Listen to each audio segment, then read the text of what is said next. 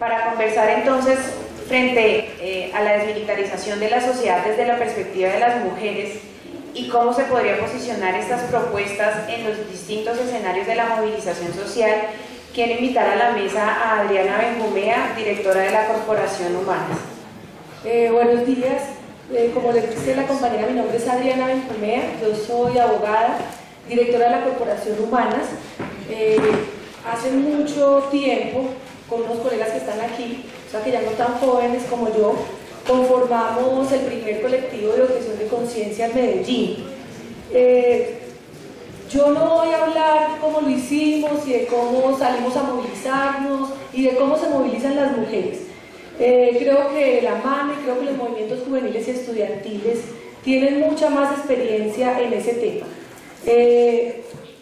Aprovechando la invitación que me hace este foro, que celebro muchísimo, yo quiero hablar como de 5 elementos que creo que son importantes en este contexto, que tiene que ver primero con los grupos que reclutan. Entonces yo quiero que hablemos durante 5 minutos del tiempo que tengo sobre el tema de los paramilitares, otros 5 que hablemos del tema de la guerrilla, otros 5 que hablemos de la fuerza pública, y quiero 2 temas más. Uno que tiene que ver con la criminalización de los jóvenes o de las protestas sociales o de la movilización social, y uno que es una pregunta que yo quiero dejar para ustedes y para los procesos de movilización, y es: ¿nos movilizamos con el Facebook o regresamos a la calle? Yo quiero que hablemos de las redes y de lo que significa hoy ese tema en la movilización. Podríamos hacer solamente un foro de eso, pero quiero como que volvamos a esa conversación. Para el tiempo que me queda y retomando las cosas que han conversado hasta ahora, yo solo quiero hacer como 2 preguntas.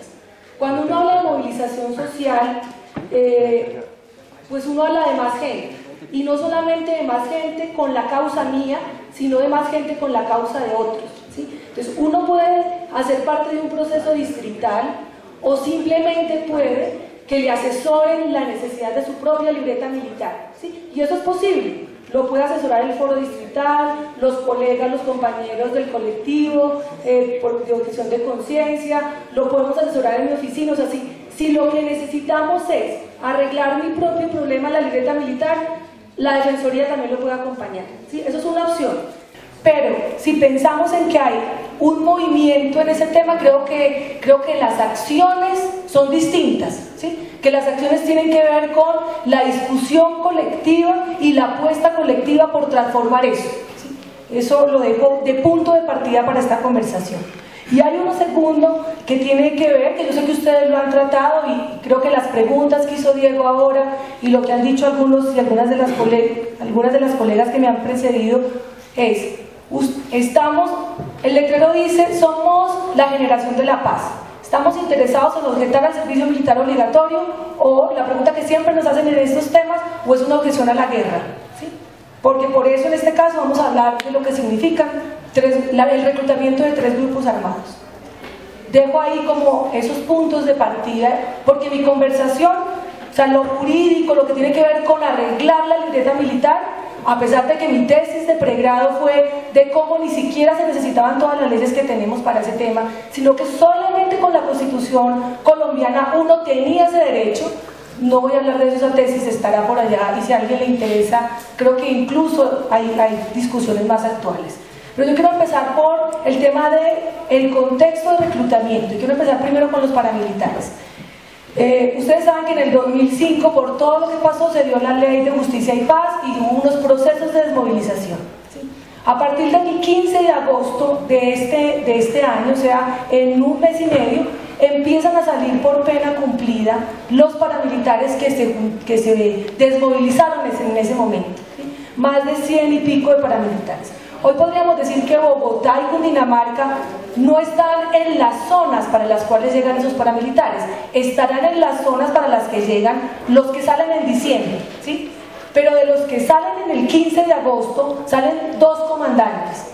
Uno que lo conocemos por las noticias, muy famoso, que es alias Don Antonio, ¿sí? Que es de la costa Caribe, y sale otro muy famoso que también lo conocemos mucho por el alias, que es el Alemán, ¿sí? El Alemán, dentro de todos los delitos que le han imputado, uno de los delitos más altos que tiene es el reclutamiento, ¿sí? Y hay una sentencia parcial del reclutamiento que hizo el alemán de hombres y mujeres jóvenes, ¿sí? Y es uno en los paramilitares el más grande reclutador de hombres y mujeres jóvenes.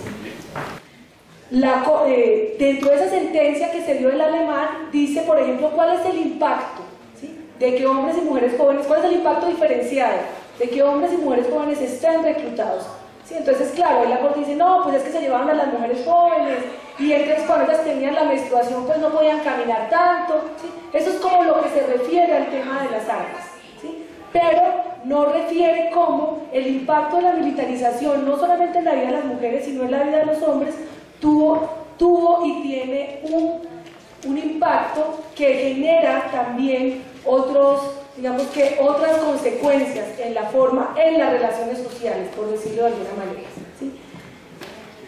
Este reclutamiento de hombres y mujeres jóvenes que hizo el alemán es un riesgo que hoy, cuando hablamos de un movimiento, de una generación, que es la generación que va a recibir un país que firmó los acuerdos de paz, ¿sí? Es una generación que recibe este país después de la firma de los acuerdos, pero es una generación que tiene retos muy fregados, que no solamente tiene los retos de cómo se opone a prestar el servicio militar obligatorio.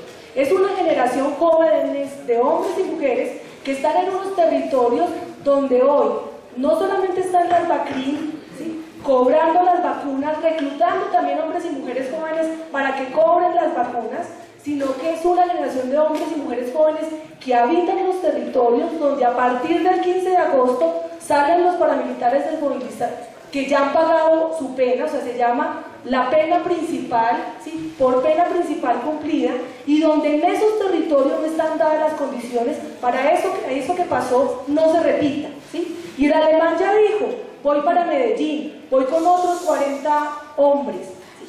Y yo no sé si ustedes recuerdan las noticias de esa época, uno en esta edad no le gusta tanto ver las noticias, ve más el mundial y ve más otras cosas. Pero yo no sé si ustedes se acuerdan que en Medellín, por ejemplo, cuando el alemán fue a entregarse, había mucha gente que lo abrazaba y le agradecía, o sea que hay también una población, y eso es muy importante, que hay ahí también una población que quería, ¿cómo se quería entre comillas?, ese benefactor que era el alemán, ¿sí? Entonces, estamos hablando de movilización antimilitarista, estamos hablando de generación que recibe el proceso de paz, que recibe unos acuerdos de paz. Y el primer reto es que hoy hay unas condiciones en sus barrios, en los míos también, en los que yo nací, sí, en las comunas de Medellín, pero también en esta ciudad, hay unas situaciones que ustedes conocen mucho mejor que yo, que la viven todos los días, pero que los procesos, pero que lo que va a pasar con la llegada de los paramilitares que han cumplido la pena, ¿sí?, también les va a poner a ustedes unos nuevos retos, y es cómo no volver a esas filas, ¿sí? Porque no es sencillo, porque hay una sociedad de jóvenes, hombres y mujeres jóvenes, excluidos de ese mercado, y donde quienes tienen el poder y las armas, y quienes pueden contratar y pagar, pues están muy vinculados a lo armado, ¿sí? Lo que recibe un muchacho por cobrar vacunas en una comuna de Medellín, en Cali, en Cartagena y en Bogotá, puede ser el doble de lo que yo me gane en 3 meses, ¿sí? Pero esa es su labor. Entonces, ahí hay un reto del antimilitarismo que va más allá de que cada uno de ustedes, hombres, tenga solucionado su problema a la libreta militar, ¿sí? Entonces, creo que es un reto muy importante. Hay uno segundo que tiene que ver con los procesos de desmovilización y desarme cuando se hagan los acuerdos. Porque resulta que es que la paz no solamente se hace entre ustedes y yo, ¿sí?, y entre Uribe y Santos. No, resulta que es que la paz se hace también con quienes estuvieron en la guerra y con quienes dijeron, dejo ya las armas y ya no voy a tomar más la guerra porque voy a hacer movilización social, política, ¿sí? Y esas personas también van a llegar a los territorios, ¿sí? Esas personas llegan también a no solamente hablamos ya de lo que está pasando y lo que va a seguir pasando con los paramilitares. 15 de agosto los primeros, ¿sí?, en diciembre los segundos y en enero los próximos, garantizando que tiene que garantizarse además, pues que a ellos no los maten, porque resulta que ya pagaron una pena, hicieron un compromiso con el Estado, pero también hay que garantizar que las personas que están en esas comunidades no sean otra vez víctimas de ellos que llegaron a ser una sociedad distinta, ¿sí? Entonces, eso con los paramilitares. Resulta que la guerrilla también va a dejar las armas, ¿sí? Y se va a ir y va a llegar a la sociedad, ¿sí? Y va a decir, porque yo quiero construir con la sociedad, estoy optando por dejar las armas. Una guerrilla que además ha dicho que más del 40 o el 30 o 40% de sus filas está conformada por mujeres, ¿sí? Y las desmovilizaciones no son iguales para hombres y mujeres. En procesos anteriores, cuando se han desmovilizado, en procesos de desmovilización anteriores, se demuestra, por ejemplo, que la sexualidad que hay en la guerra no es la sexualidad que hay en la paz. Entonces muchas mujeres, por ejemplo, que han estado en la guerrilla, dicen, miren, no sé si alguno o alguna de ustedes leyó uno de los libros de uno de los secuestrados que decía, en la guerrilla los miércoles, y lo voy a decir como lo dirían ustedes con sus amigos y sus amigas, los miércoles era para tirar, ¿sí? Entonces, si usted no tenía una pareja estable, pues tenía que ser solidaria con sus compañeros y dar servicios sexuales, este miércoles con este miércoles con este otro, ¿sí? Resulta que en la guerra cada quien pone la fuerza que tiene, o sea, muchas mujeres se fueron a la guerra, como muchos hombres se fueron a la guerra por múltiples razones, ¿sí? Porque el ejercicio de la revolución o de pensar que un país se hace distinto, de tomar las armas, no es un patrimonio exclusivo de los hombres, efectivamente también es de las mujeres, y hay hoy mujeres desmovilizadas individualmente, y muchas de ellas vendrán en desmovilizaciones colectivas, y que muchas se fueron porque optaron por esa vía como optaron muchos hombres, fue su decisión autónoma. Otros se fueron porque se cansaron de los problemas de violencia doméstica, de que su padrastro las violara, de que tuvieran que trabajar en su casa. Y otras, como también muchos hombres jóvenes, porque era quien ofrecía un salario que en las condiciones de pobreza que está lo rural, pues no lo ofrecía sino o irse al ejército o irse a la guerrilla, y optó por un ejército, ¿sí? Entonces, hay múltiples razones, no todas las que se fueron fue porque el papá las violaba, ¿sí? No, muchas se fueron también porque fue su decisión, como fue la decisión de muchos hombres. Y en la guerra cada quien pone a su servicio lo que tiene. Hubo mujeres que pusieron el cuerpo, hubo mujeres que pusieron también poder a empuñar el fusil, como hubo hombres que pusieron también el ejercicio mismo de empuñar el fusil. ¿Cómo se va a hacer eso cuando regrese? ¿Sí? ¿Cuál es el reto de las mujeres jóvenes de los territorios, mujeres indígenas? Ustedes lo saben, que en muchos territorios indígenas, de población afro, de población campesina, pues va a llegar la población desmovilizada. ¿Y cuál es el trabajo que en un movimiento antimilitarista de hombres y mujeres jóvenes se requiere para tener la generosidad suficiente para hacer un proceso que recibe unas personas que decidieron dejar la guerra? Ustedes han decidido no tomar las armas, ellos han decidido dejarlas, ¿sí? ¿Cuál es el reto que tenemos ahí? ¿Sí? Entonces, ya hemos hablado de que hay un reto con el tema de los paramilitares, que hay un reto con el tema de la movilización de la guerrilla, y de uno que ustedes han hablado muchísimo, y es que el ejército también se tiene que desmovilizar, ¿sí? Si estamos hablando de un país que firma los acuerdos de paz, no es lo mismo un ejército que se hace en un país en conflicto armado, no es lo mismo el presupuesto que se dedica a un país de conflicto armado al presupuesto que se dedica a un ejército que está en un país en los acuerdos de paz. Entonces sí creo que ahí la experiencia tiene que ser no solamente de cómo ustedes no van a la guerra, cómo otros hombres jóvenes no van a la guerra en las filas del Estado, sino además cómo esos que están hoy en la guerra tienen que salir de ahí porque la guerra no los necesita, ¿sí? Porque se supone que estamos en acuerdos de paz. Entonces creo que son esos tres contextos que es necesario que pensemos.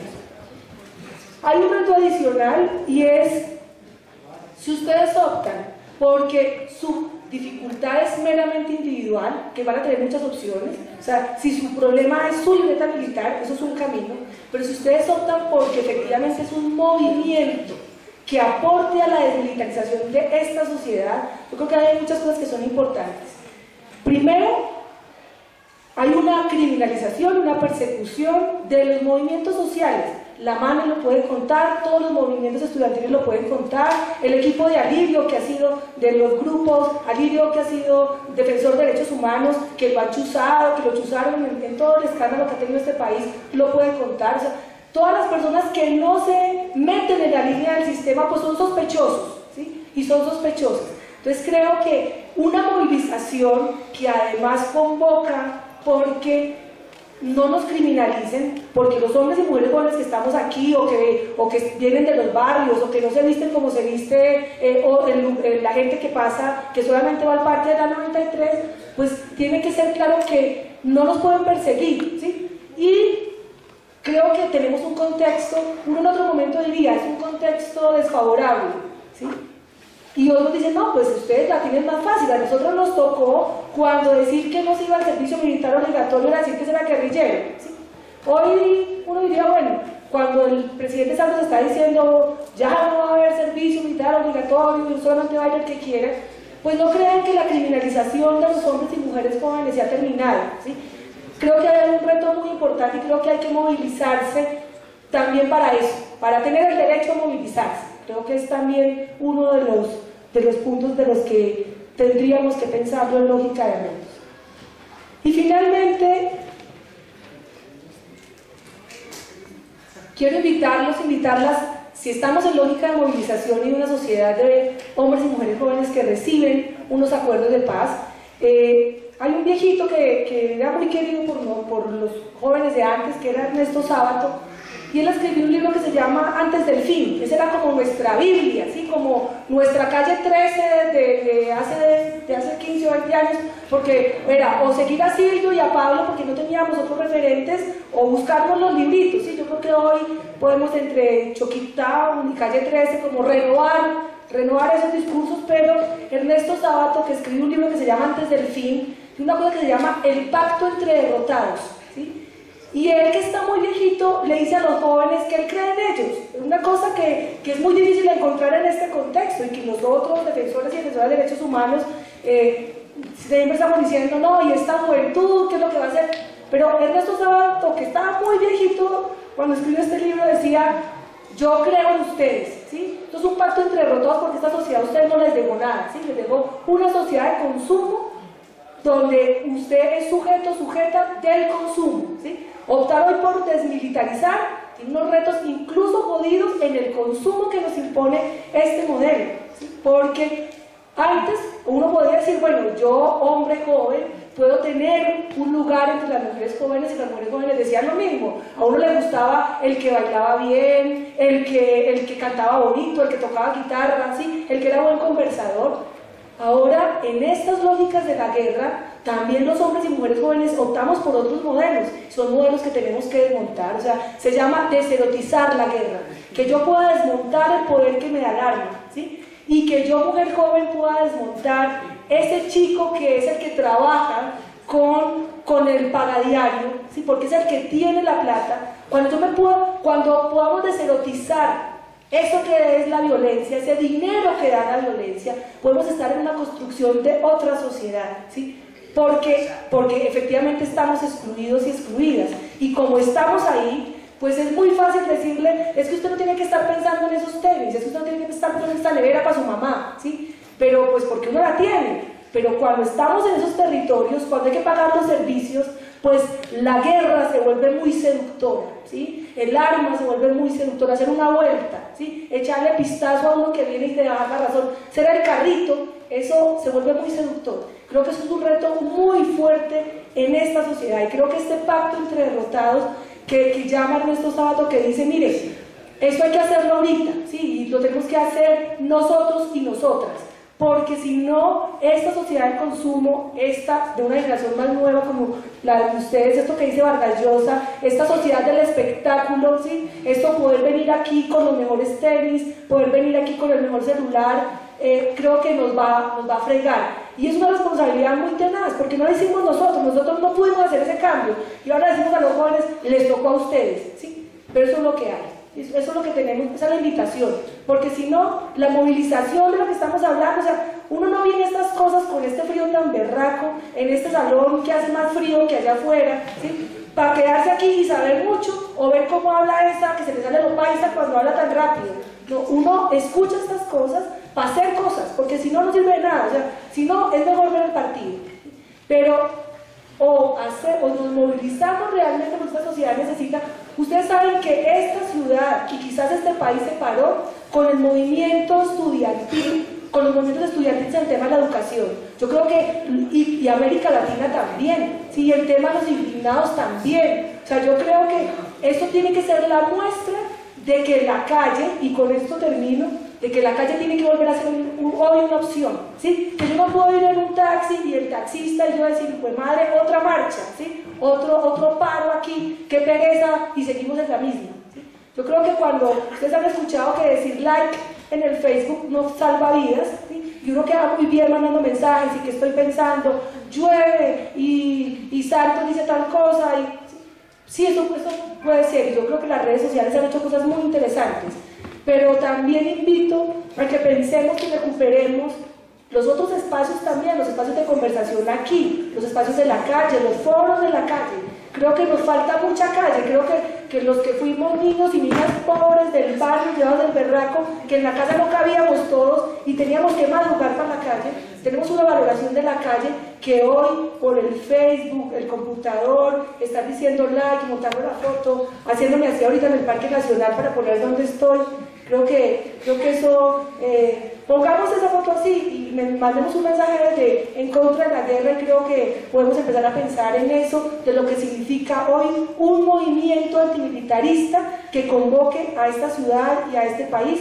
a recibir eso que se llaman los acuerdos de paz, porque ustedes y yo sabemos que al otro día que se firmen los acuerdos, el país no va a ser distinto, pero tenemos que trabajar en hacerlo distinto porque nos tocó, porque aquí estamos y porque pues también es nuestra obligación transformar la realidad que tenemos.